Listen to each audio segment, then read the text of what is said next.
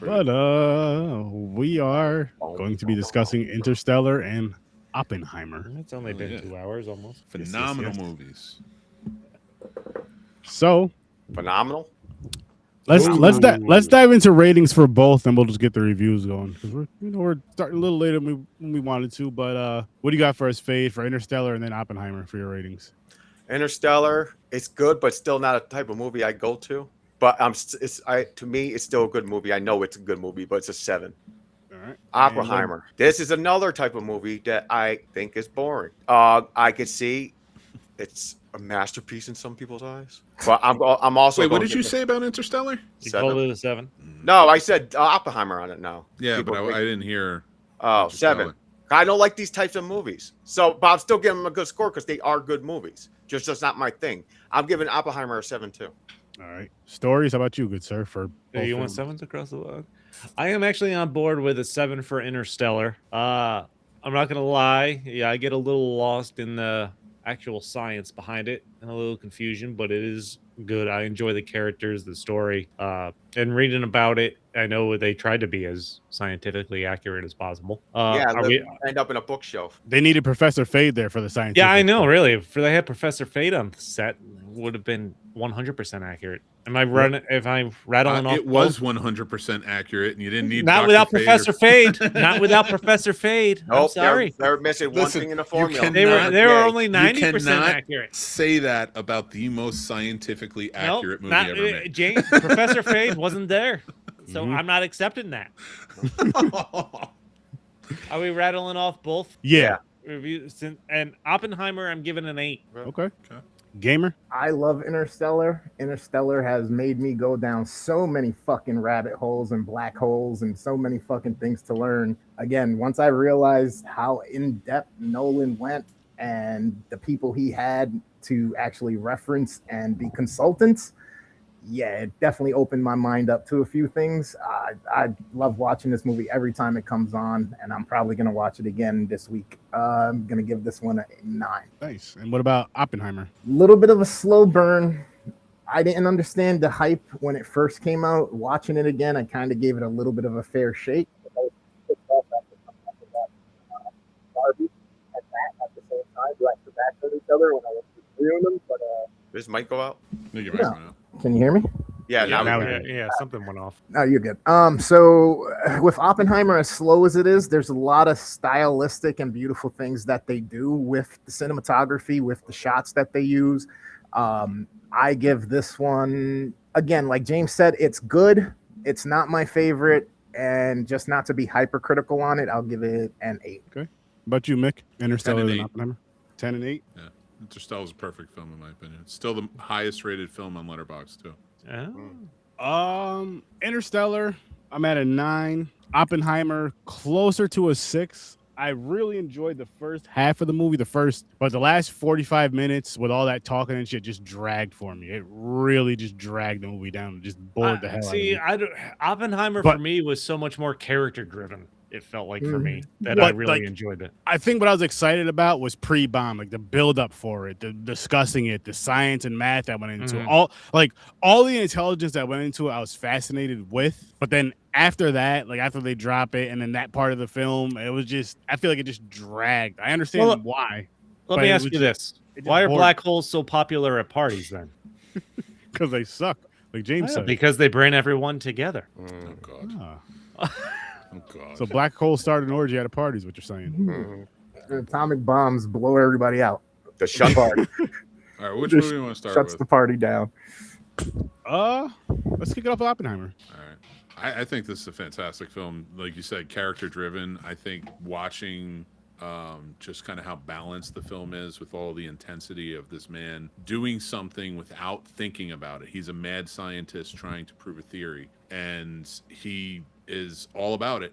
And then watching him in the second half of it desperately try to stop the thing that he opened, the Pandora box that he opened, and being completely, and adding Strauss in there, played by Robert Downey Jr., and telling the story from two perspectives. The black and white is Strauss's perspective, and that was an awesome contradiction. Is the wrong word, but they're both in a pressure point. Which, really quick, We reviewed this movie last night on Sturdo Vision. Remote control. The only thing I'm saying that was really cool about that, well, there was other things I had fun with that, but the thing that was cool about that movie, which actually I was thinking about that movie when I was watching this, was the whole black and white thing. Like when they were telling different variations of the story. One story was in black and white, one story was in color, and it did not to this extent, of course, but it did something very similar. But you see, I love how they play it off too. Though is how you see, because and it is such a stark difference with Strauss in black and white and Oppenheimer in color, but the way it kind of convenes, because they do show the same scenes from those perspectives as well, and nothing Strauss says is adding up. He's just angry and he's bitter and he's literally the only thing stopping the man who made these bombs, who's desperately trying to stop him, and he doesn't need to. In fact, he probably would agree with him if he wasn't so bitter. I really thought that this was an interesting play on characters and building arcs between them and who they were, and just kind of like one man scientist's life pursuit of what he wants until he gets it. I really love that we got a little bit of a glimpse of the situation and the mentorship and the camaraderie between him and Einstein, especially since Einstein usually isn't a figure that's thrown in movies and given much light other than tossing around his equation, right? Just dropping his name or something. So I kind of like seeing that for a second. Robert Downey Jr.'s performance was phenomenal. I think he has said he thinks this is the best movie he's ever been in. I really like when they're doing all of like he's having these conversations with people, but his mind is firing and doing things, and it literally cuts to different scenes of atoms exploding and colliding and doing all these dances with the light and shit. I loved all of that stuff. Loved those choices. It got real fucking intense with that countdown to them exploding the bomb. Like I'm on the edge of my it's not even that this is an action movie or there's anything particularly exciting going on behind the narrative necessarily in this, but when they are counting down to exploding that bomb and just the score of this movie, which is perfect, and the buildup as they're counting down, I'm on the edge of I'm fucking on the edge of the couch watching this to when it explodes. And then the fact that they exploded it in silence with them all with the glasses on and everything. And then they did the delayed, you hear the delayed explosion and everyone gets knocked back. That's how it really works. I know, but it's like they captured it on film perfectly, I feel like. Yeah, Godzilla's is better though. His explosion in the back where it pushes out all that and wind. And you do to kind of have two different, like this is a 3-hour movie, and you do have kind of two different versions of the story being told, which is why I didn't mind the 3 hours, because you have Strauss, Robert Downey Jr.'s character, from his political perspective, trying to, which is a separate storyline. He's trying to bury Oppenheimer, which you find out towards the end through his confirmation hearing and everything, which is all in black and white. You have Oppenheimer's story in this, which is all in color. There is only one scene in this movie that appears in both black and white and color, and that is at the end with Oppenheimer talking to Einstein. You get the early version through Strauss's eyes, where it's all in black and white because he's convinced this is where Oppenheimer convinced Eisenhower to turn on him with whatever he said. Or I said Eisenhower. Einstein. No. I'm for anybody who's like listening, just make sure. And then you get the color version of what actually happened through Oppenheimer's perspective with his conversation with Einstein. It has nothing to do with Strauss or Robert Downey Jr. That's in color. That is the only scene that overlaps color-wise, which is fascinating. This is also the biggest practical explosion on a film set. But it was underwhelming. Was it? I agree with you. It's not even the best nuclear explosion on camera that year. Because Godzilla minus one. I was going to say that's what I'm saying. Yeah, but as the original is essentially the original atomic bomb explosion. Has it been blown out of proportion? No, because there's actual footage of atomic bomb, and it's huge mushroom miles long. Hydrogen are even crazier, but no,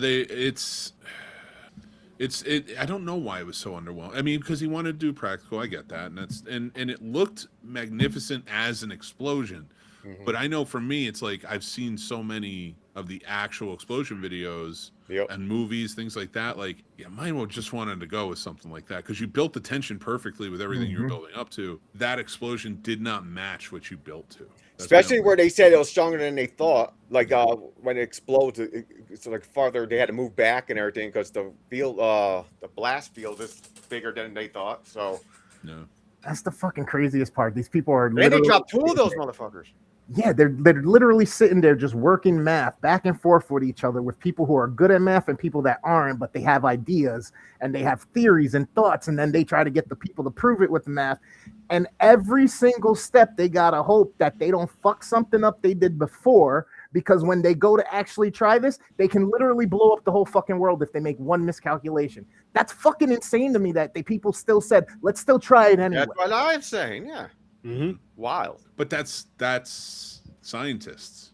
Yeah, I know because they You know, got that's they get a like- theory, they got to prove it. That's And that's It's the the scary same- part. Like, I'm sorry, yeah. Mick. No, you're good. You're good. Like, imagine being someone like Einstein who came up with an equation that could lead to this, and hoping that the next generation doesn't make the wrong fucking choice and makes the right choice. And he's going out anyway. He was near the end of his life. So it's like, fuck. Syphilis, right? and then He's you a got horn dog. Yeah, and then you got the young guy over here, fucking Oppenheimer, who's like, I don't kind of care. I'm just curious. And this is what happens. And look at where we're at now in technology with life, where our curiosity may lead us to.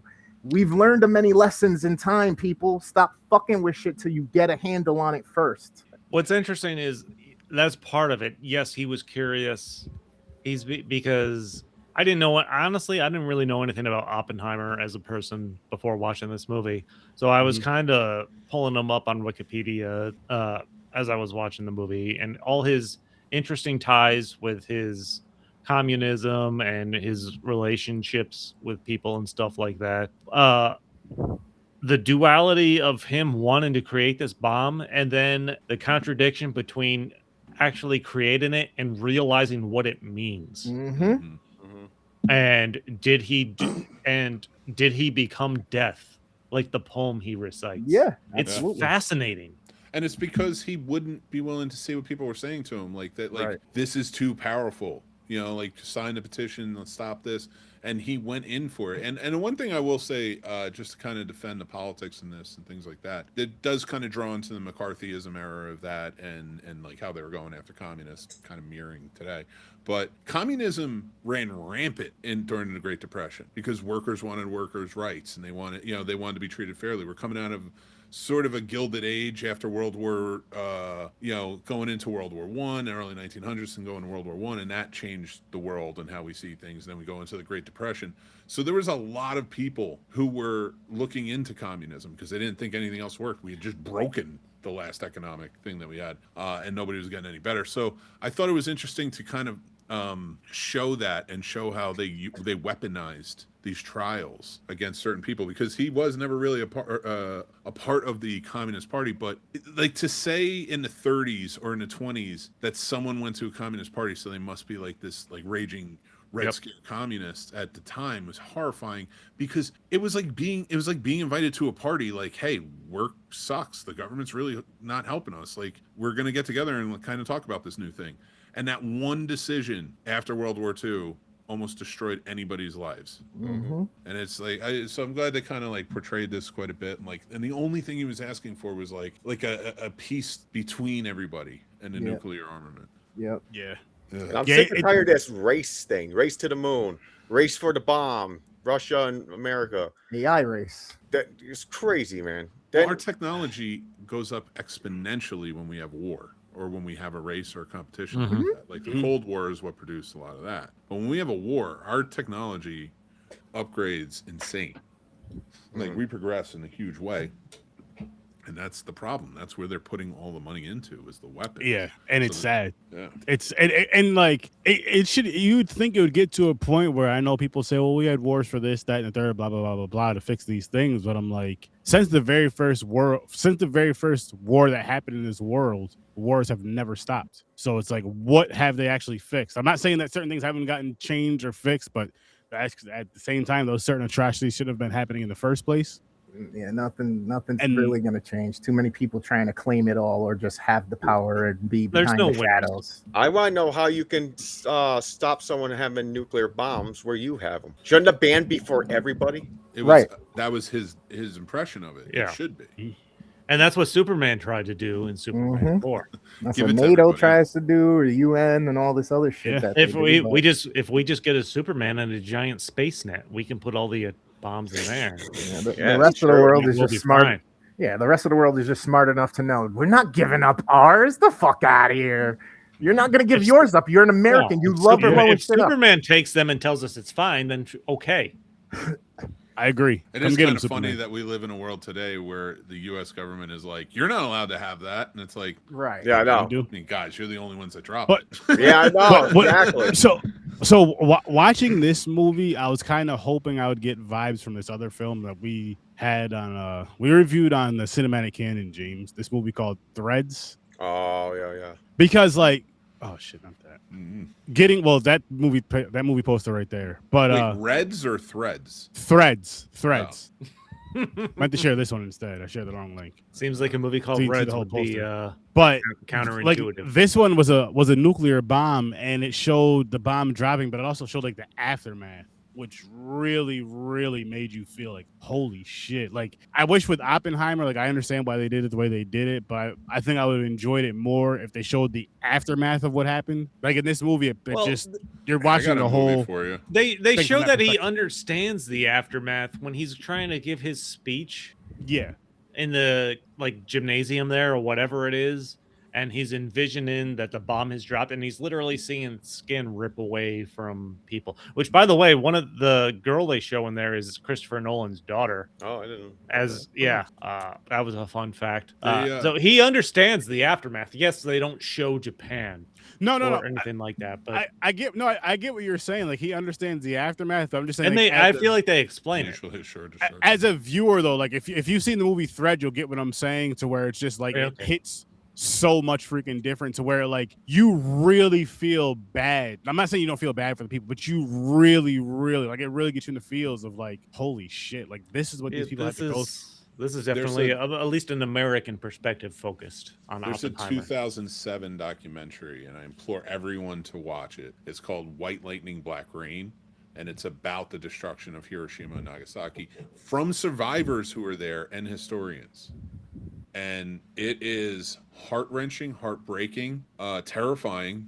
And one of the things I learned from that documentary, I don't know how much, I mean, I assume it's probably more now, but Be right back. 45% of the Japanese country was born after, or no, I'm sorry, like 48% of the country or something like that was born after 1945, Wow. which is a huge number. Yeah. Yeah, You know, it's nuts. It really is. It's sad. it is. Despite is, but- all of that, though, the culture and all of that stuff that remained and the way they built things back, even though being modern and better, but still calling back the heritage, the religions, just their mindsets, their disciplines. I have a great not animosity, admiration for the country of Japan and all of that stuff. I mean, literally watching anime, the types of stories that they put out and the focuses they use, always moral driven, always torn and giving you very real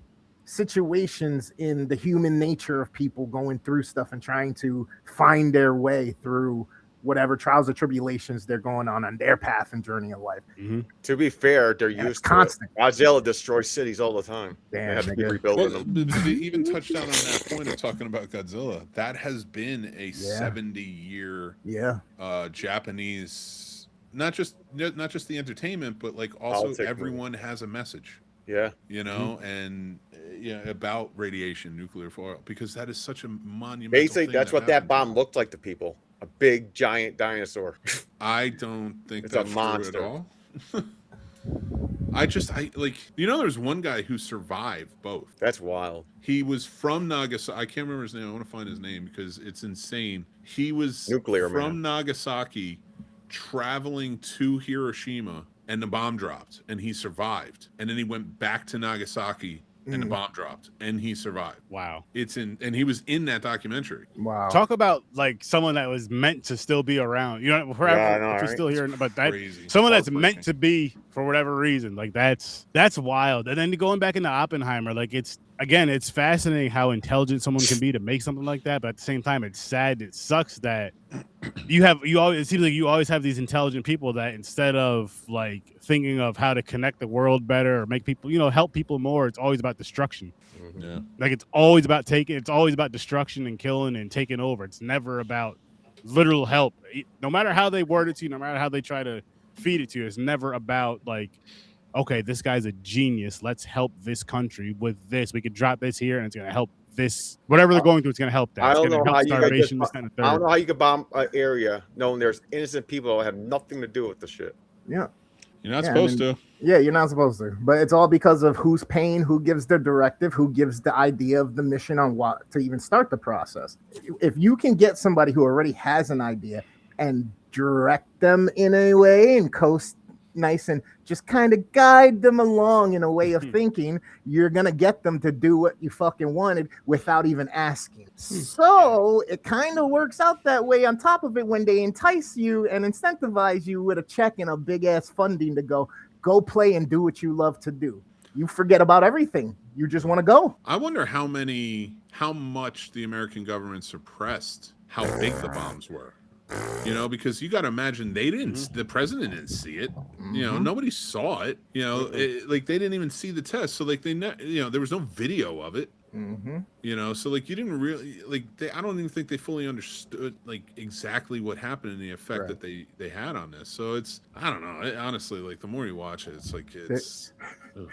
Talking about the people who survive get radiation poisoning. Yeah, they're over here telling them things and quantifying it in ways of like sticks of dynamite. So you got these politicians over here who are thinking fucking Bugs Bunny stacking a whole bunch of fucking dynamite and it's probably going to be kind of big, not thinking, no, this is like stacking all the dynamite we ever made in the world. Yeah. It's just big bombs will end wars, and that's what it is. And that's what I liked about the intensity of Oppenheimer afterwards, where he's like, this is where we start the nuclear armament, and we can... Or not start the nuclear armament, but like try and start the peace talks with Russia and like let them in on that we have it. Now we know we have it and stuff. And like they were just deny. Yep. But even when they're sitting in that callous meeting with the Secretary of Defense, and he's just like, "Oh, my wife and I we honeymooned at Kyoto, and so that's off the list." And it's like. Right. These are people's lives you're talking about. Yep. You don't want to. You look at it as a vacation destination. The sad thing is, I feel like it's that casual now as it has ever been when it comes to that level of people discussing, like wartime type activities. Oh yeah, I mean, you see people saying some really stupid shit like. You think? Yeah, I mean. Without getting too political, you think Trump gives a shit about who he's deciding to where he's deciding to bomb Iran? No. He doesn't give a fuck about. He doesn't give a shit about any of that. He doesn't give a shit about any of that. He don't even care about us. That's one of the greatest lies, Grandizer, that they told us that this was a deterrent to stop the war because they were projecting millions. And that's the same BS I heard my whole life. Yep. Where it's like, and now it's like if that were true, you could have done the biggest bomb you had besides this. Yep. We want to drop. We want to kill the smallest amount of people we can to protect the largest amount of people we can. It's basically the argument that gets thrown around anytime there's a war. This was just them flexing instead of showing you had a big gun and telling them you had a bigger gun waiting if you keep on playing. They just said, fuck you, we're going to waste you and get rid of the competition completely. I would have filmed it and sent it to him and been like, we done? Yeah. Like, because this can take out literally your whole fucking island. Do you want it? You want the smoke? But that's another thing. Like, actually, I just thought about it. Going back to that Kyoto conversation with the Secretary of Defense, you're still planning on going there? Yep. After this, so like you want to keep it open as an option to go to Japan after you're making this decision. That's even more egregious. Yep. They would get murdered. They didn't. They became one of our biggest allies. Yeah. We took everything from them and said we will protect you. And now look at where everything is. They're getting called the Japanese Republic of Islam or whatever. Yeah, like what the fuck? Well, we're still bombing kids' schools. So what are we doing? What are we doing? Listen, before we go down too much of a political hole, let's go back specifically Let's go to the Interstellar movie. so I can get the fuck out of How this do we place. feel about Cillian Murphy? Because he got this role without even auditioning. Christopher, I was talking to somebody like I know them. Yeah, I don't know why I said that, but I was reading that during an interview, Cillian Murphy basically just said he got a casual call from Christopher Nolan saying he had the perfect role for him. Because this is the first we've seen Cillian Murphy in the Batman movies, but this is the first time he's been the lead role for Christopher Nolan in any movie. I liked him in it. I think he did an excellent job. I think he did a really good job, and he was very believable as to him being Oppenheimer. Again, my complaint with the movie was just the last hour to 45 minutes just kind of dragged for me. Everything leading up to it, great, but he did a phenomenal job. And had he not did the job he did in this movie, this wouldn't have been pulled off. Yeah. And how about let's give some credit to Emily Blunt. He did amazing. Yeah. When she turns on that dude, and she's just like, "I didn't like your phrase," and then like completely tears him apart. That was awesome. Such a good the way like they purposely put the actors in that tiny ass room for his 1954 hearing. Like it was because Christopher Nolan is obsessed with only filming in IMAX essentially at this point. Like it so was much out of the way. They created a camera for him. Yes, it was out of the way difficult for them to put them in this room and try to film it in an IMAX, but they did it anyway. But that is because they wanted the actors to feel just cramped. They wanted them to get frustrated with their space and have it add to like the character and the acting. And everyone in that room, the interrogation, did an awesome job. Yeah, I barely liked him as the Scarecrow, but this made me like him more, and this makes me really want to go and watch Peaky Blinders. I think you'll like it. I have not seen Peaky Blinders. I never seen it either. I got to say this to Johnny. I need to see an Oppenheimer directed by Christopher Nolan starring Johnny. There's nothing I want more than you in that hat. Just be like, yo, now it's time to let the Russians know. Dude, but they tried to make it his iconic. That was his superhero costume. Like Batman, like with Christian Bale putting on the Batman costume. That was the idea between Cillian Murphy putting on that hat. And his J6 button. Yeah. It's a little ahead of the time, isn't it? Hate that hat. Why? It's ugly. Why was it ugly? It's a product of the time. It's still ugly. I hate it. Cowboy hat, safari hat. It Actually, might be one of the worst. Or was it a fedora? No, it's a wide brim fedora, but it's kind of like in the style of the safari hats. Okay, a little bit horrible. Okay, because they're always a little bit wider brim because they flip them up. I think another interesting fact I found while I was reading up on this movie. So Nolan, I want to say this was almost a Scorsese option at one point. But what helped Nolan to decide to direct this film was Robert Pattinson actually gave him a book or some kind of interpretation or whatever of Oppenheimer's speeches after a rap party from Tenet. Oh, so bringing this back to Tenet, which we watched a little while ago, Robert Pattinson gives Christopher Nolan this book on Oppenheimer speeches, and now this script comes across Nolan's desk, and he's like, "I got to take this." Interesting. He does do good work, even though some of the stories I don't care for. But. Yeah, like I said, this again, not a bad movie at all, but dress up like old time gangsters. I'm with Johnny on we need to bring hats back. Actually dress up. Everybody wears a suit and got a hat. You got a tie on every day. I'm going to go get my fedora now. He's like, I got one. I'll be right back. I got one. I'll be right back. In the year 2089. What? 1969 ended 1955, divided 2011, the War Games, 1966. Oh, these are all movies. I thought he was trying to tell a story. I'm like, what are you talking about in the year 2889, then 1969? I'm like, I'm so confused right there. I'm sorry. Back to what you were saying earlier, Grandize, about those books, those nuclear books that you said that you've seen them on tables and stuff, and you still have one of them. That's pretty interesting. That's cool. That's crazy. It's that's Indiana Chris over here. This is for Johnny. There you go, Johnny. There you go. You have a suit, man. You would look like untouchable. One of those gangsters. Yeah. I can break out a suit coat. I got one. There you go. I'm fat, so I'll be an uncrustable. Uncrustable. I need context for whatever you just said. What about the uncrustable? I'm fat, so I'll need an uncrustable. Oh, I thought you said something else. I didn't hear the fat part. I'm not laughing at that. I just needed the context. Kind of sounds like you're insulting your son and his battle with dude, life. Why would I call him fat? He is like 200 pounds less than me. This dude is doing amazing, and it fucking is inspiring me. He is. So, James and I are in a push-up battle daily. yeah, I fucking hate you They two are. for that. Yeah, I wake up at like 6:30, 7 o'clock in the morning. It's like 90. And I'm like, Yeah. Just so people know that don't see our group chat, James and I are in a push-up battle.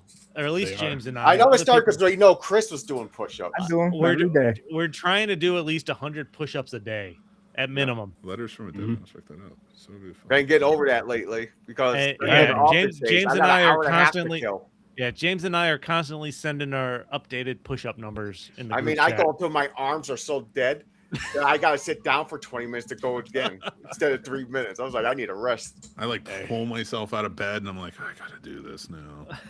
And that's another point. No, And see, this is what that's just a bonus, making others feel bad about it. This is the thing about the buddy system with gyms. When you have something going on like this, it wants you to do it. It Yeah. does. Hold you accountable. That's Yeah, why James that's is- why we all need each other who have balls to help push each other. You feel me? Yeah.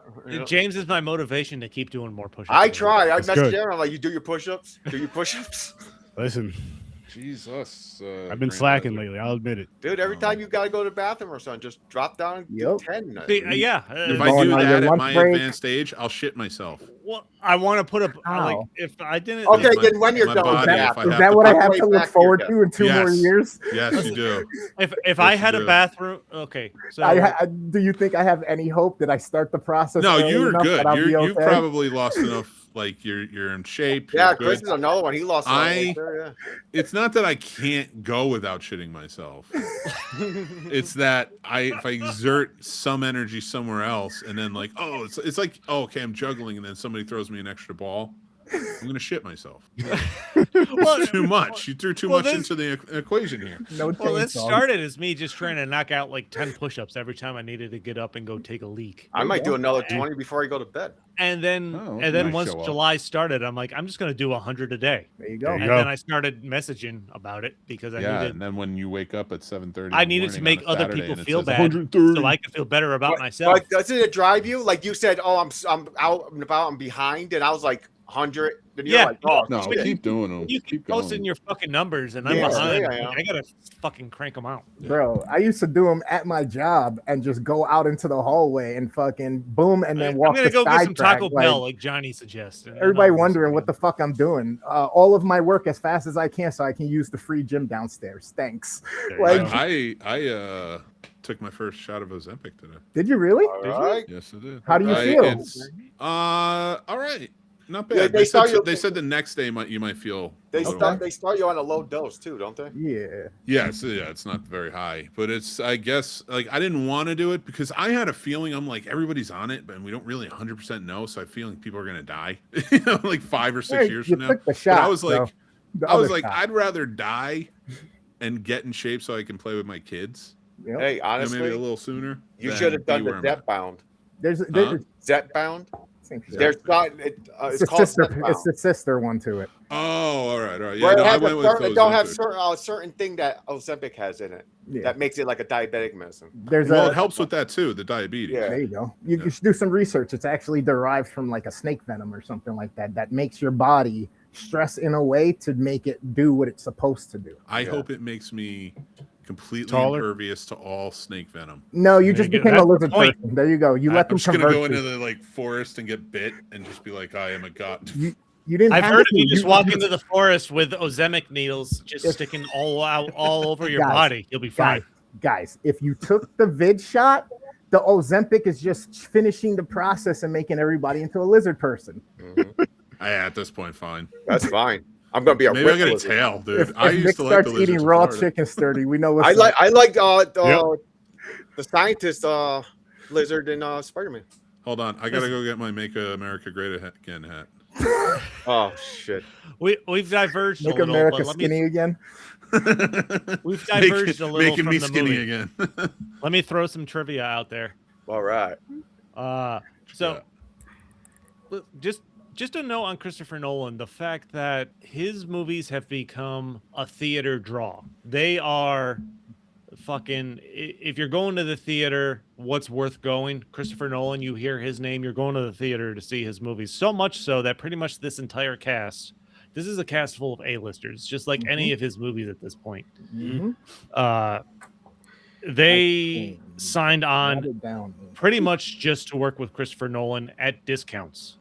That's so cool. Like Gary Oldman, he plays Truman, and he's in there for, he has what, 30 seconds of screen time? It does not matter. If I can, just on this trivia before you move on. Yeah, no, go ahead. Amazing directors, you can always tell an amazing director or producer by the stock company that they have with them. Like John Ford always had like his actor Jimmy Stewart, John Wayne, Henry Fonda, like these actors that would come in and work for him and like cut pay, whatever they had to do to work with him, they wanted to work with him. Scorsese was the same, Spielberg we've seen. So like Nolan, from what I understand and everything I have heard, anyone who works with him will come to work with him. Well, even there were big directors that worked on this. I don't mean to cut you off. There were big directors that, worked on the Odyssey to help him because they wanted desperately to work with him. Yeah. And like Matt Damon was on an acting hiatus to spend time with his family. And he told his wife, literally the only reason he would take any job during this particular time is if Christopher Nolan called, and Christopher Nolan called. Nice. He'll get the Oscar. And we see him in this as General Reeves, I think. Oh, this. I thought you meant, I'm sorry. I thought you meant. No, this. Not Odyssey. This. Odyssey, like he'll get the Oscar. He was literally on an acting break. Like he was taking time to be with his family with the literal excuse that the only thing he would give that up for is if Christopher Nolan called. And he did. Fucking did. Phenomenal too. He did a phenomenal job in this. One of my other favorite things, and this is just I threw this in because it's interesting. So there was an interview where Christopher Nolan, he shoots everything in IMAX now. That's literally the only way he'll make a movie anymore, essentially. If you're interested in the amount of actual film this takes, he pointed out that in one interview, a reel of IMAX film stock that he recorded this on was 11 miles long and weighed 600 pounds. And you can only film for 2.5 minutes. Wow. And what do you got? The heat up or something? You got to cool down the camera? So like with this movie and other movies he used the IMAX on. Sorry if I don't mean to step on you. That was all I had, so continue, please. He was adamant as much IMAX as possible. Now the problem with the IMAX camera before the Odyssey was he was working with prototypes at this point. It was so loud you couldn't do the intimates over the shoulder scene. So you couldn't do that in like the office spaces and stuff like that. In the scope, in the big scope spaces, yeah, sure, why not? It looks amazing. So the beauty about like him doing that and then like moving on to his very next movie, The Odyssey, is that it is 100% shot in IMAX. And he had new technology. When we get to that movie, I'll talk about that. But he had new technology created by IMAX, and in fact a new IMAX camera, a smaller camera that could work too. So like this is monumental. This is the last time I'd say we've seen things like this in the world of filmmaking in terms of technology being pushed this way was James Cameron with the Avatar movies and such. He's always one. Every time he does a movie, there's some new technology that comes with it that just changes the game. So like with this movie, this was like, I think this was the second most used of IMAX as he could. And like it seems seamless with the scope. Like it really doesn't affect me when it goes from big to small, from 35 to 70.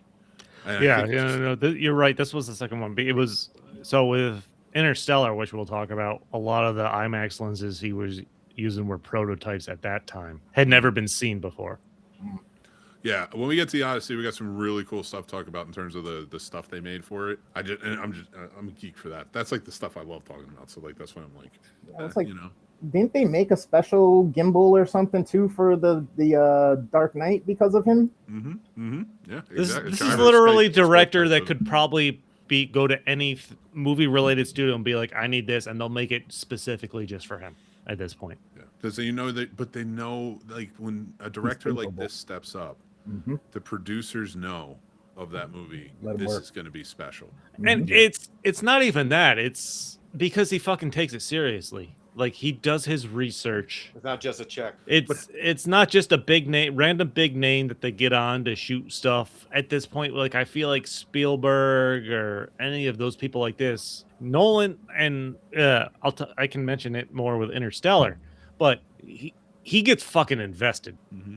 Like he wants every detail to be as accurate as possible to produce the best possible product. Yeah. Kind of makes you think, what kind of shit did he do or go through for Inception? You know what I mean? How much fucking hypnosis or any of that type of weird outside the box shit. And I say that which with the mind-boggling fact knowing movies take so long to get made, prepare, and film these days. He took 3 months to prep this film and shot it in 57 days. Wow. He is always Planning coming his in feet. under budget and It under is- time. And one of my favorite things I've read about this. So Cillian Murphy was doing another interview. Let me see if I can find. There's basically here. This is his quote, Cillian Murphy. There's no deleted scenes in Chris Nolan movies. That's why there's no DVD extras on his movies, because the script is the movie. He knows exactly what's going to end up. He's not fiddling around trying to change the story. That's the movie. What he writes is the movie. Yeah. He knows, and the beautiful thing about everything in his movie is there's a connection for everything that happens. Everything that happens propels the story forward. Now, I don't think he is his own best writer, because like when you go back to the Batman and stuff, Well, he works a lot with his brother. well, he hasn't in a while. Is the thing. Like Has he's he been not? writing his own for a while, and so I think like, and he does it. He's just. I think his brother added a flair of like filmmaking, like not filmmaking, but film writing, more story driven. Whereas you have a great story and everything's tied together with Christopher Nolan, but it's very technical. You know, like I don't think there's any like sort of like, I don't know, let's say whimsy, you know, as much as like you would see like in the Batman movies when Jonathan Nolan was there. But yeah, like you don't really need to. Like the movies he's talking about and telling are very technical, but he still gets the emotion. You know, going on to the next movie we're talking about is a very emotional filled movie. Oh, Interstellar, yeah, it is. I've been arguing with people all week that this is his first chance at the Odyssey. It's essentially what it is, a man trying to get home to his kids who needed to go on a mission that he didn't really want to go on. And that's exactly what Odysseus did. He didn't want to go to the Trojan War. He tried to get out of it, you know? So like, to me, that was very like, but I loved updating it, bringing it into a futuristic civilization here on Earth where are dying out. And, you know, I don't know if we're moving on or not. It's probably We about probably time. should. I have a feeling we're going to talk about this one a lot too. Yeah, we should move It's on. funny, we went with Oppenheimer first because we thought we'd go quick. You know what's messed up? I thought we talked about both movies already. We didn't even talk about Interstellar yet. You just did did our Dr. ratings. Professor theory. Oh yeah, that's right. I did. That's what it was in the beginning. So, Took me out. Interstellar, though, if we want to move on to that, like, Yeah. that's, I don't know how he pulled that one off. A phenomenal story that is technically perfect. I was watching with my son, and we were talking about it, and he was distressed because he's like, they were supposed to meet at the same age again. Mhm. And I told him, I was like, that's how well written this story is. They did. They were both 120 when they met. Yeah. So, Well- but the fact that he wrote an entire story with that math in mind Mhm. to get them there is exquisite. You know, it's just a I great talked about the research Christopher Nolan puts into these movies. The books on the what's the genre Murph's like bookshelf. Those are literally all books, or a majority of books that Christopher Nolan read about space and time and space-time continuums and all shit like that. That's littered or shelves. Those are real books that are getting knocked off that he read and researched for this movie. All right, that's cool. First off, to kick off, like James is tired. He's like, I don't want to talk about No, I'm not saying that. this. This is an amazing cast. Every level and age of cast works perfully with everybody. Like, And I'm not even a big Matthew McConaughey fan. Me either. and I enjoyed this. But it makes sense. You believe he's the type of guy you can believe maybe was. That's a the thing. fighter pilot. He's an everyman. Christopher Nolan wanted to cast. Yeah. And actually, you know what gave Christopher Nolan the reason to cast him was the movie Matthew McConaughey was in, Mud, something in like That was a 2012. good one. I did Mud. not see it, but that is what convinced Christopher Nolan to Oh, I thought his get on best movie board was with- Tiptoes. No, that's what convinced Christopher Nolan to get in. He was in a bring Texas Matthew Chainsaw McConaughey. Massacre movie before that. That See, was a joke, but Tiptoes is His a first messed up movie, Matthew McConaughey's first movie was Dazed and Confused. Matthew Was that his McConaughey- first movie? Yeah. McConaughey, I'm pretty sure. he's one of those actors that like when I see him in a movie, I'm like, I know I'm gonna have a good time with this movie at the very least. He's not an actor I go searching for, but I'm never mad when I'm Matthew McConaughey. We're not watching How to Lose a Guy in 10 Days. Yeah, I mean, I don't need to watch Matthew McConaughey talk about philosophy or anything. No. You know, he's pretty, and I'll give it to him. He's pretty, inspiring dude when he does that. But like, oh no, he was in Angels in the, oh no, Days of Confused was before Angels in the Outfield. That's what it is. He was like an extra in a couple other movies. He was before in that. Angels in the Outfield? Yeah, he was the outfielder. I think he was the outfielder. I don't remember that. I can't. Yeah. Rewatch that. The kid who was saying, "Please catch it, please catch it." Oh, That wasn't really? him. He was an adult. He was playing one of the baseball players. Well, let me throw Oh. this one out there. We wouldn't even be talking about this movie right now if Steven Spielberg made it, who was originally attached to make this. I don't know how Jonathan and Chris So- wrote this. Spielberg was attached to write this movie in 2006. Hired Jonathan Nolan to write the screenplay. That makes sense after Batman. Yeah. Then he chose other projects, and in 2012, after Spielberg departed, Jonathan suggested it to Christopher Nolan, his brother. This would have been fun and enjoyable as a Steven Spielberg movie, but nowhere near as powerful. Not at all. No.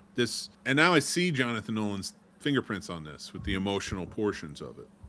Being able to work with his brother and his brother doing all the technical aspects. Like this is a movie about a man who wants nothing more than time with his kids, and he is desperately clawing at time. And it's just such a universal story. So many of us can like identify with that. Like, we want more time with our kids, with our families, things like that. Carl Sagan would have loved this movie. Yeah, this movie here, I liked it more than I thought I was gonna. Mhm. I liked it a lot more than I thought I was going to like it. Like I was looking forward to seeing both of these movies. I was telling you guys all week, and especially you, Mick. I was like, I'm real excited about these movies, and they did not disappoint at all. Again, Oppenheimer for me, just to drop back at it. It's not my type of film, but Interstellar, this was just I don't know what it was. It was just worked from beginning to end for me. Like I feel like it's a slow burn that just builds up on you. Yeah, and it was exactly it's a slow burn that just keeps building and building, and for each part of the movie, I feel like it gets better and better and better. And I enjoyed Murph and her father's relationship. One thing I did question though, right, is when he's talking throughout the whole time when he's in space, he's talking about get back to his kids, get back to his kids, get back to his kids, and just getting back to Murph. Then he gets back to Earth. He doesn't even ask about his son. Doesn't even think about his son. His son's not even mentioned. I'm sure he's passed on by now, but still, not even mentioned. It's where's Murph? He goes and sees her in that room and all that. But I'm just like, that one part had me thinking, like, where's his brother? Or sorry, where's her brother? Like, what happened? There was nothing. The last time you see him was he died. He's the reason why He died of left. old age. Did they mention that though? Yeah, Oh, I they don't said remember that when they're talking to him and kind of bringing him up to date on everything when he gets to the space station. After he goes through the black hole, they're talking to him about it, and they're like, unfortunately, he passed away. He stayed behind on Earth, and they passed away. But they showed like kind of what was going on. Like he did. Oh no, he didn't stay behind on Earth. He did go, but they passed away. That's what it was. But I know he passed away because it was during that whole scene where they're desperately trying to get the wife and kid away before he gets back. Yep. But they said he eventually came around and Okay, came with his wife. maybe they said make it. I guess it just didn't stand out enough for me or something. Maybe it just didn't really. They didn't throw it in there too much for me. They- That's why he left. He don't like his son. I'm laughing at Johnny's comments. He hated his son, but because Murph was the priority in this movie, it's hard to argue that Matthew McConaughey cared about it. Here's the his way I point was looked at to it. get back. Like Murph was the center point of this. Yeah, but here's the way I looked at it. I think because he never wanted to be a farmer, he wanted to be an astronaut. Yeah, He has that mind frame. He has that. he's an scientific engineer. He background. wants to work with electronics, and Very smart, but he got stuck having to do this because that's what the after- world needed. is more what. Well, he got stuck having to do it because it's what the world needed, but like also because they took away those flight programs and stuff, so he wasn't able to do them. she was just like him. Yeah. She had that. She even smarter, honestly. But like, I think he just knew how to connect with her more. Whereas the son was trying to connect with him through the farming. And that's what's heartbreaking about it is that, yeah, the son was sort of put into the back burner a little bit and kind of did his own thing. And when people bitch and moan about how he is at the end with the sister, it's like, you really, like, nobody was ever there for him. He lost his son before. Yeah. You know, he wasn't able to say he you know, because they mentioned that in the movie too about his son, his first son dying. There's a lot of nuance there with the heartbrokenness that he must feel. Yeah. You know, and the betrayal almost, like his father left him in charge of this place. His sister basically booked on him. Yep. And he's just been trying to do the right thing for his dad the whole time. In a situation that was always going to go bad. He was never going to be able to succeed because the climate was just too bad. A lot of very, they made it seem like he was going to come back to the house with a shotgun and kill everybody. They probably would have until they got through to him. I think he found his sanctuary there at that time, and she was never happy there. She always like wanted to, you know, Too many memories. do something. Yeah, I think even before that, she just wasn't interested. Like she's had a scientific mind. And that's why the school was always challenging her and stuff. When the moon landing being fake, that was funny. That shit was hilarious. How'd it go? was I got so you mad. suspended. He's like, wait, what? I got So you vein suspended. ready to pop. It's like, how are you going to handle it? Well, I think there's a place with a baseball game, and there's going to be some ice cream and some candy and some hot dogs. I think I'll take her to that. No. I love it. Love it. How'd it go? Oh, Got you Chalamet? suspended. When she got in trouble for fighting the boy. How'd it go, What's that? Dad? I got you suspended. The son was That's Chalamet?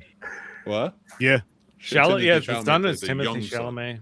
Yeah. And Wow. Casey Affleck, older. Okay. Again, we see a lot of connection through there. Casey Affleck was in Oppenheimer. He's in this. You know, people who show up through it. Let me throw this one out there. So the wormhole, they talk a lot about Saturn and the wormhole, which this black hole was apparently like one of the most scientifically accurate things has been on film up to this point.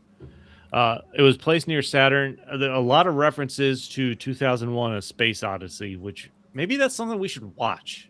I Because- agree. And Honestly, talk I about think that. Kubrick should be one of I our watched highlight it directors. long. Because this movie is almost a love letter to that. Yeah. But the wormhole was placed near Saturn as a reference to 2001: A Space Odyssey because Kubrick originally planned for part of that movie to take place at Saturn, which was also a storyline in Arthur C. Clarke's novel. Unfortunately, visual effects technology, they couldn't get the rings right or anything at the time. But that's So, why Saturn is in this movie. yeah. You know, they're That's placing the wormhole near it and being, because if you see when he passes it, that little itty bitty ship in front Yep. of Saturn. Also, another fun thing since we're talking about it, Saturn's going to lose its rings in about 35 years. Is it? Interesting. Where are they going? Bombard us? I'm not scientifically. I'm not a Big Bang Theory. If they kick out, there's some coming our way. The rock, the shit that makes up the rings. Astronauts? We need to put That's Professor science. Theory, Asteroids? Professor Theory on it. Figure it out for us. I should have done that for Saturn. Damn. Didn't think about it. Oh, we just wrapped up all the Superman, Batman movies. Here's a fun connection. The wormhole shown in this movie near Saturn is exactly the same place shown in Man of Steel back in 2013, produced by Christopher Nolan. Superman as a child arrives into our solar system in a spaceship when it drops out of warp. That's awesome. Well, that's accurately what they think they look like. It's just Yeah. a big sphere. Star Trek has talked about it in the past too, and others. Yeah, that's weird. So it's basically like a planet just fucking sucks things in. No, that's the black hole. We're talking about the wormhole. Oh yeah. Yeah, The but what do wormhole you? is just a hole. Yeah, but Yeah, what do you call a golf shot that goes into outer space? Oh God, what? A black hole in one. A black hole in one.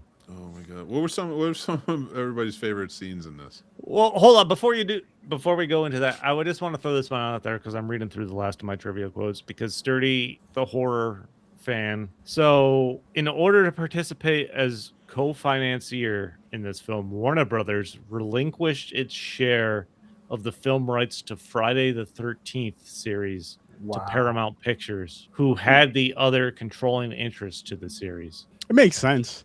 I guess you put them all Not to me, together. because I didn't know none of that stuff. Both studios had previously released films for the franchise. Thank you for tapping Esther. So I thought that was super interesting and a nice tie Yeah. back to your material. Johnny, you got a mixtape? Hell yeah, it does. Thank Yeah. you. Clockwork. But as Odyssey. far as some favorite scenes in this, one scene I really liked is when him and Murph are in the room when he goes to close the window because of sandstorm and you see the sand just falling down vertically. Yeah. And we find out why later on, but I'm just like, I love how they tied that. They went back and kind of tied things in together, like him being her ghost and just certain little things like that. When Fade was talking about it earlier, well, Professor Fade was talking about it earlier when he was in the what the hell did they call it? The bookshelf dimension. There you go, the bookshelf dimension. There's not a better The book, yeah. It's I mean, because he was fourth pretty much. dimension. It's the fourth dimension. In a bookshelf. That's He's the bookshelf. trapped is in a there. bookshelf. He's in the No, the quantum realm, bookshelf's like there, but fucking it's not Ant-Man. there. It's the fourth dimension. It How else exists is he and knocking the books off the shelf? Then why'd he end up there? It's the bookshelf. It's Re- the Remember the line from the beginning that everything that's there is there, but not really there. It's just James, empty remember you can space swear that's now. made to how make do feel. I explain the fourth dimension? Which Oppenheimer I don't tried to. Oppenheimer tried to. He missed it. You know, you know. I know. What the hell, Also, James? explain what that walking refrigerator. That's Tars? Danger Will Robinson. That is the Danger Will stupidest. Robinson. That's the stupidest thing I ever fucking seen. So the fourth dimension can be explained in two ways: time and extra space direction. Oh my god! Wait, what? I don't wanna talk to Destruction? You said what did Extra you say? space If direction. anybody explains it, it should be Professor Fade. you. He's The not space in doing between well. the space What is that it? does What are you everything. trying to write down? The fourth I'm not dimension? writing anything down. He's trying to explain it to you. Well, here it is. I'm not It's anymore. I easy. give up. It's easy. We're in the 3 dimension, right? The fourth is one up higher. You go.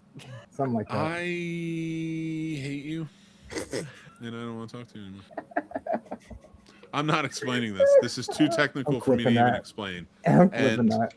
No, it's You're wild. not going to listen. That's why. No, That's why I can't remember it because I read about the fourth dimension shit too, and I'm like, whoa, okay. All right. The fourth dimension is like the empty space between the empty space. Just think of what's going on in your brain every time you have moving fucking thoughts that are random and know that that's kind of the fourth dimension in between everything. Oh, What about the fifth favorite? dimension? Okay, favorite scene I wise. just fucked him up. He's never going to know what the fourth dimension is now, really. James is confused. That's his confused face. Yep. Favorite scene? I'll just say this is a movie I think people should watch twice. Mhm. Only that so you can see the foreshadowing because there's a lot of talk about Murph and the ghost at the beginning. Mhm. There's a lot of references where Matthew McConaughey talks about there's no ghosts or things like that, or that he references a ghost, and then you eventually come at the end where Matthew McConaughey comes back and he's talking to Murph on her deathbed. Like I was your ghost. I like just the foreshadowing. It's written so well that you kind of need to watch this twice to appreciate it. Mhm. Mm. Is that the I movie agree. Life, Grandizer?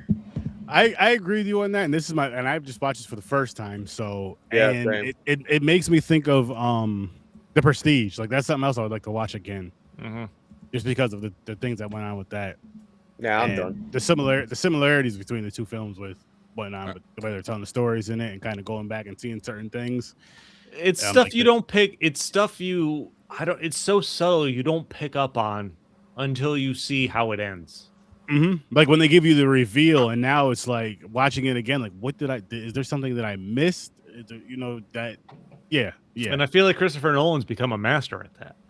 Okay, so I have an explanation on fourth dimension, but I wanted to use Interstellar so you can correlate it. So I asked AI to do that for me. So the fourth dimension is time. While humans in the real world experience time linearly, moving only forward, unable to turn back. The movie treats time as physical, spatial dimension, which is fourth dimension. He gets. So fourth dimension is time and spatial dimension, right? So it treats it as that spatial dimension that can be crossed and navigated. Right? Are we still with me?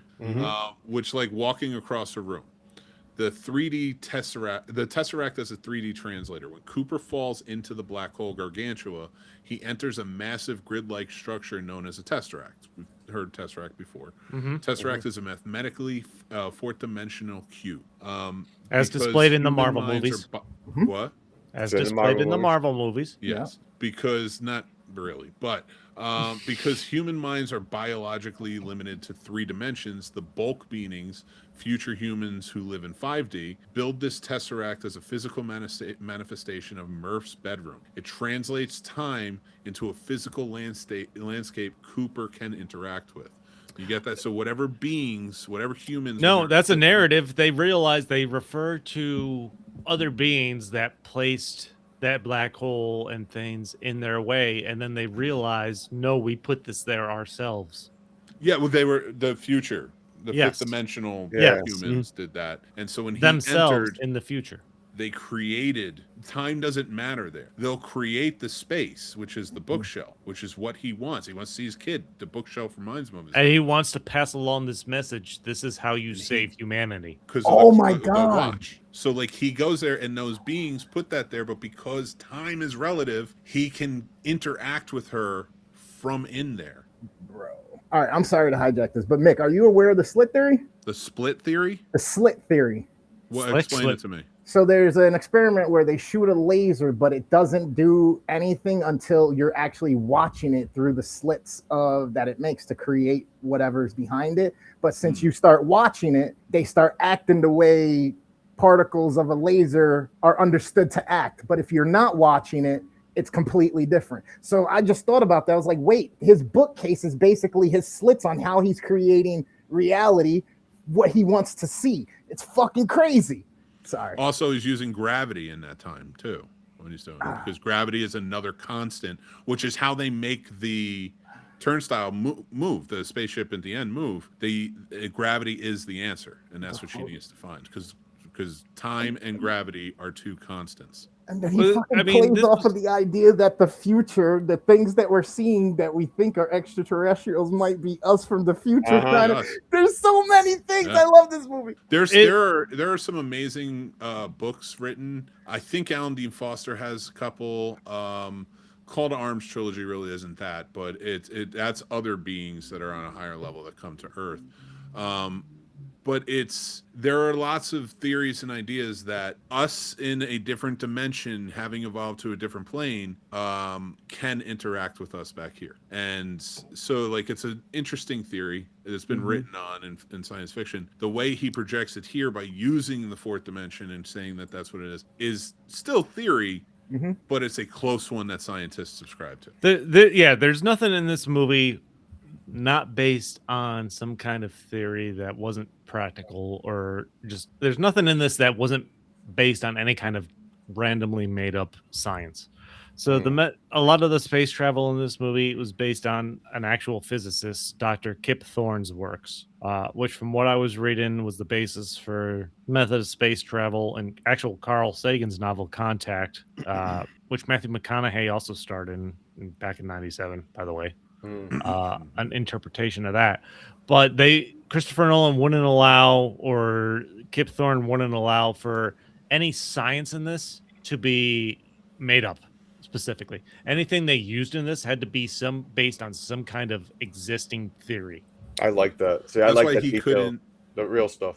That's why he couldn't cross into the room, because he's still a 3D human being, and that's still a solid. It's so like he can't defy gravity. His gravity has to stay there, but he can harness gravity, and that's why when he's plucking the strings, he's creating the conversation. By the way, I'll also throw this out there. TARS, the robot, stands for Technically Advanced Robotic System. Do you know who? A refrigerator that can walk. Do you know who played the voice of TARS? Tarzan. I bet everybody will notice him if I show a picture, so I'll pull one up. But also, Well, let me ask you this: why did the star smile at the black hole? Because it loved the pull. Yep, Okay, these are getting weak now. that's the one. That's the one I expected. Trying to find Bill Irwin. Bill Irwin played TARS. Oh, that's right. Who? He also plays the Cyclops in the Odyssey. Bill Irwin. He was a performer back in the day. He had a comedic character. I'm trying to find a good picture. You would notice him if you would recognize him. I'll do this one. How did the black hole lose so much weight? Oh boy. It's simple. He ate light. I will say this. Interesting. That this is who played Tars, and the other guy who played Case in the movie was the guy from, I can't remember his name at the moment, but he was in The Collector. He was the thief in The Collector. If you've seen that horror movie, that was a great one. But you know what? This has been a great episode. I say we get to Pistol in. Get the pistol in. Shit. Any more we want to say about this one? I will say Interstellar. You should definitely watch that. Out of these two movies, I would say I would go with Interstellar over Oppenheimer. I'm not saying you shouldn't watch Oppenheimer. If that's your type of film, you should definitely check it out. But Interstellar is just, to me, it was a phenomenal film. Aaron, bump my score up to an 8 because I'm going to explain this. This is, except for the bookshelf thing that messed me up, the fourth dimension. I didn't get that part.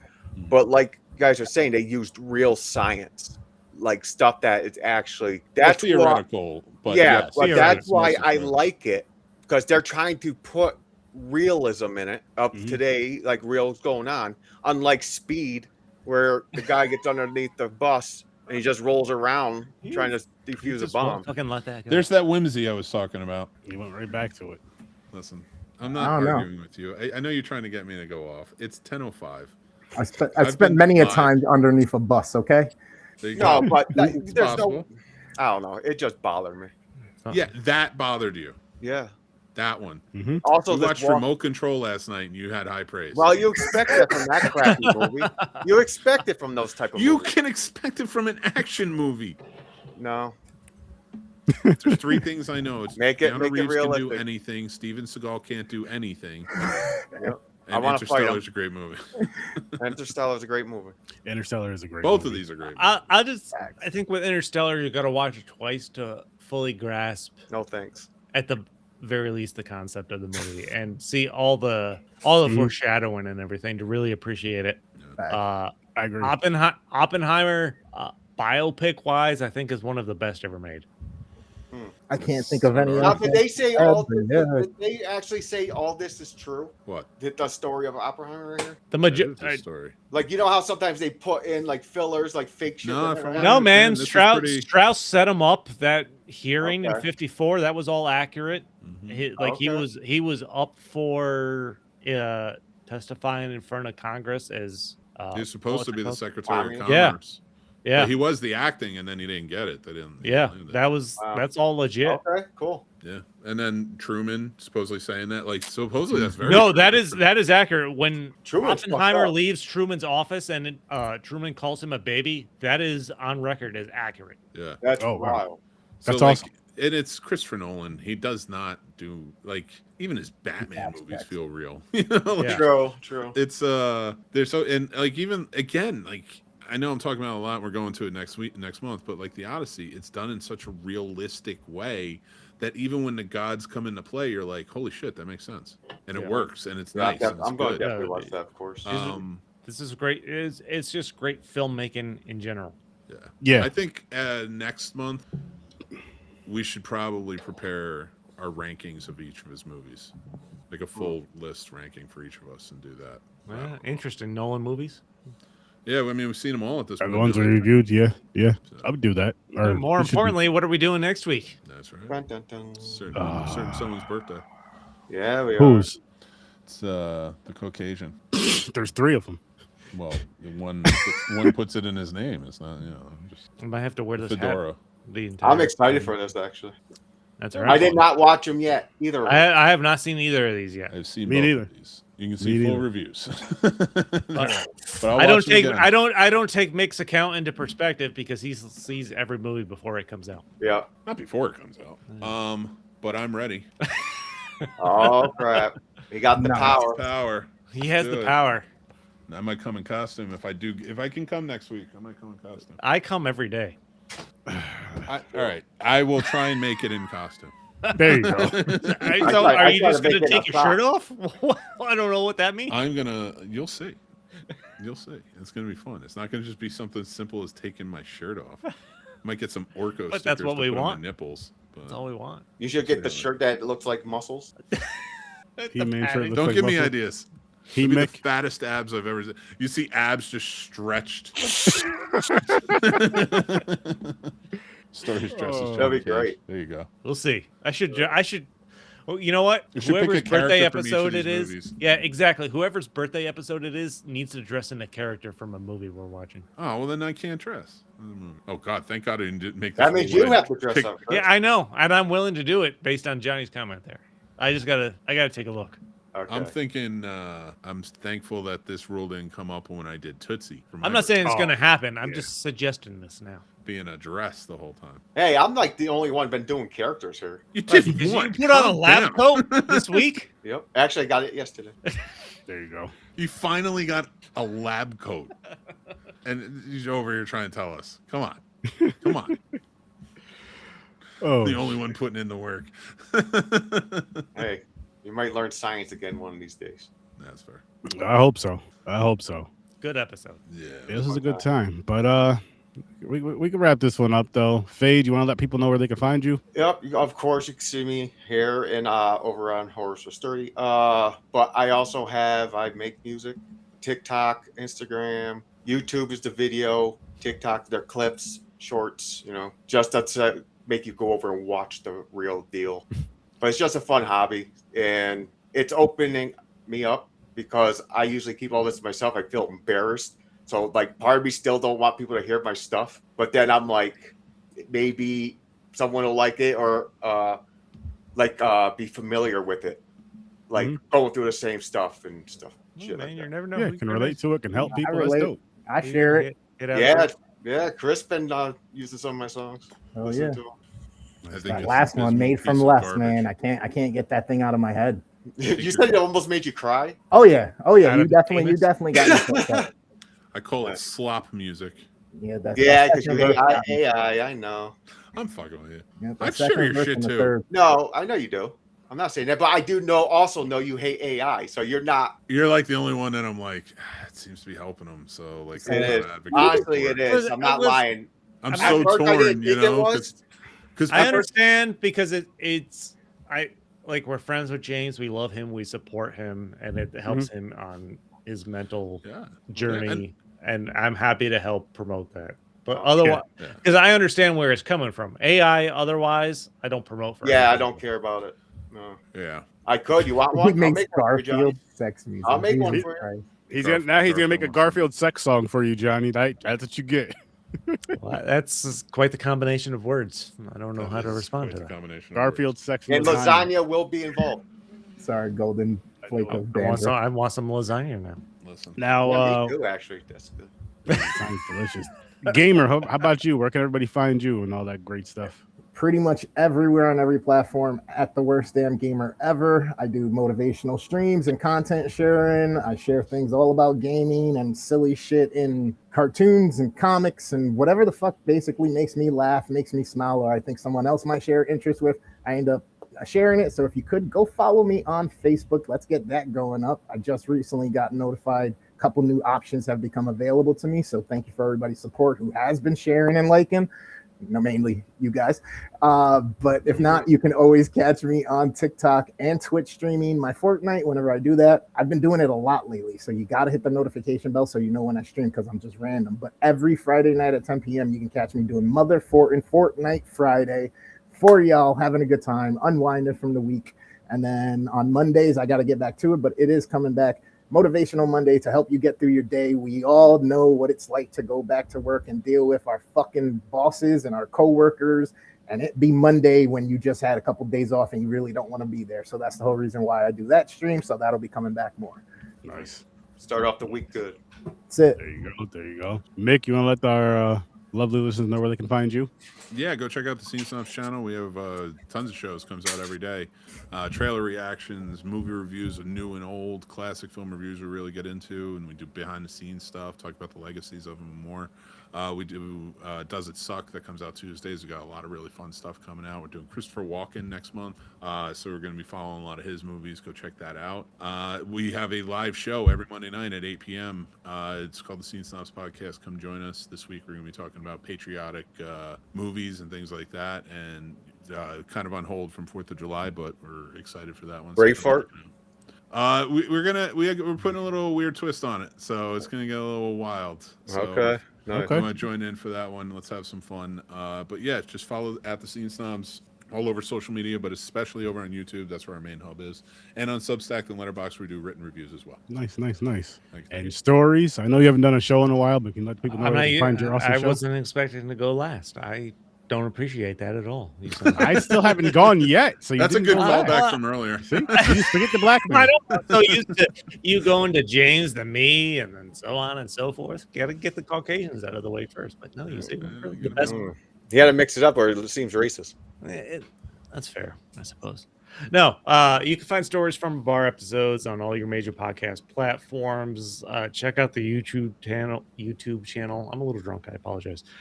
Subscribe there. It's great episodes with a lot of bands I've talked to. I like to promote local businesses, talk to beer-based businesses, bars, breweries, talk to them, get to know them, promote their products. I generally don't put up episodes on anything that I don't fucking love, because I feel like that's important. So go check out bands and places products and beers. I love music and beer. That's what it's about. Yep, so go check me out on Facebook, Instagram, Twitter at StoriesFAB. I'll never call it X because fuck Elon Musk, but yeah. And hit them up too if you have, you're incorporated or work in a band, or you're a musician. I will eventually get back to doing more episodes. I've been taking some time off, just a lot of stuff going on in the personal life that Gotta take a little. I get it. Yeah. Very cool. Can't wait for it to come back, and I can't wait to be on an episode again. Yes, I was on there too, so you can go check out those episodes as well on Stories True. from the Bar. I let Sturdy on. I don't know why, but I did. Didn't you do a DMX one? That was a We did. music thing. We did DMX. We did DMX's album.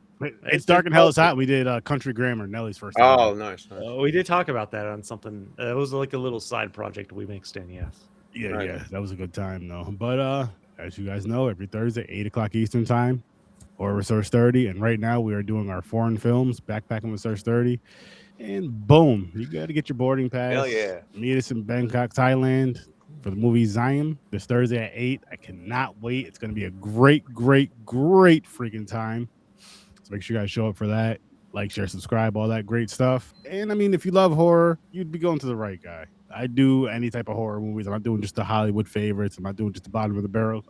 We touch it all. So check us out over there on Horror Research 30, the Soto Vision channel right over on YouTube, and Horror Research 30 everywhere you can listen to podcasts. And then make sure you're back here next week for Stories from a Bar, Chris's birthday celebration, where we will be reviewing Masters of the Universe from 2026, Mortal Kombat 2 from 2026. Does this So fall on your birthday? do not watch It is the day after my birthday. Day after. Okay. do not watch the He-Man movie from 84. I might watch it. Mortal Kombat it. Annihilation, and Let thinking me- that's what we're going to be discussing next week, No, because this it's is the not. new one. But It's not. I'm really excited, mainly because, yes, I want to see the movie, but just all the Skeletor memes that I've seen over the years. I'm I've pumped been up. staring to a also- lot of them lately. Yo, And, like- I love those memes when they does the joke. They're so great, And This is the only positive thing I've seen about Jared Leto in years. As him as Skeletor. Oh man, but yeah. So make sure you guys are here next week for us, and we are going to get out of your hair now and go Thanks relax. for joining us, So Grandizer. thanks for joining Grandizer Johnny. and everyone. And, Shout out to Johnny and Johnny- Grandizer. Grandizer, Yes. spell out the whole name. Worst damn gamer. You'll Yeah, I probably was just find it. gonna say.